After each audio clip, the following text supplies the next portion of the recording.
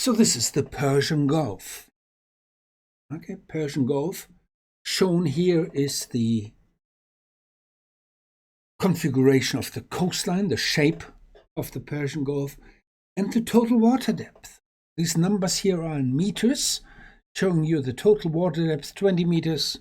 I turn on the pointer, 20 meters, 40 meters, and along here, 20, 40, 60 meters.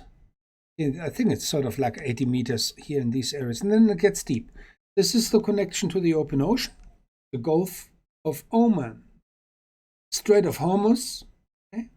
And this area is the busiest waterways on Earth, okay, because of all the oil export. Most of the oil export takes place here through this area. Okay, so the question is, what is the flushing time of the Persian Gulf? Is that also 20 days or 100 days or 120 days? Do you have a guess? Okay, we can start betting on what do you think is the flushing time. Here in the region that are called the Southern Shallows, what is the flushing time? Yeah? So the first thing you do is you set up a hydrodynamic model that successfully simulates the currents, the water currents in this area, all aspects of it. You know, they respond to the wind, the tides, freshwater inflows from rivers, and so. Okay, so you do that. You set up your model, you do your calibrations, and you do all the comparison with all available data, and you come to the conclusion you have a reasonably good model. Okay, so this is how the circulation looks like in the Persian Gulf on scales of the entire Gulf. We're not looking at little bays, little small areas. We're looking at the entire length of the Gulf, and this is an area which is something like 1,000 kilometers horizontal scale. Okay?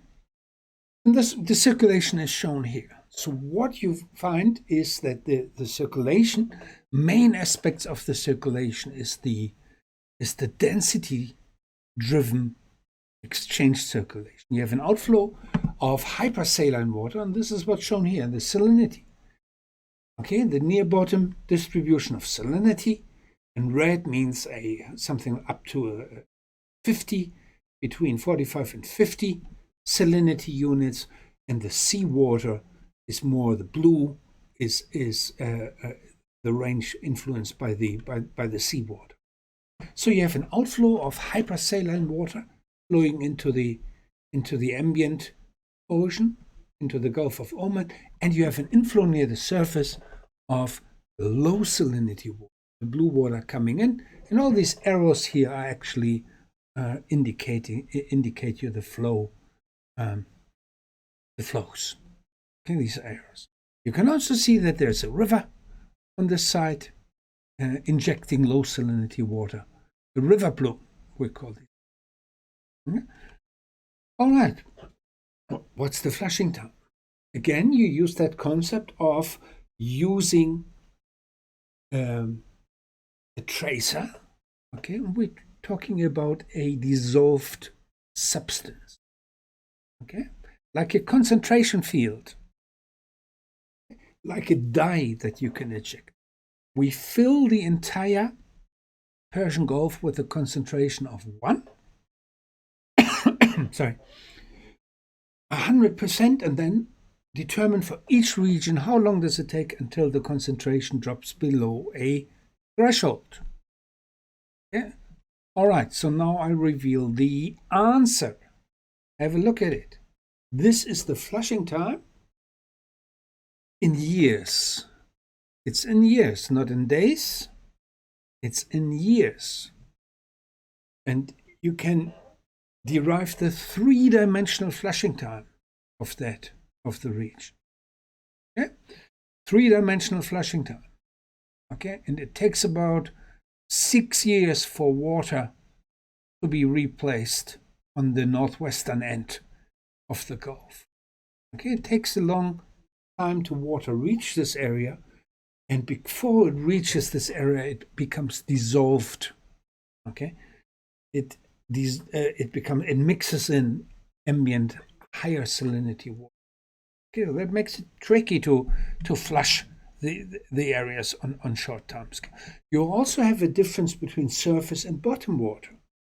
Okay, because the inflow is on the surface layer, it flushes the surface layer much faster than it does the bottom layer. Okay, so that's an interesting. So if you have an oil spill in an area like this, the oil spill essentially stays in that area for a very long time, for many years, and has to be actually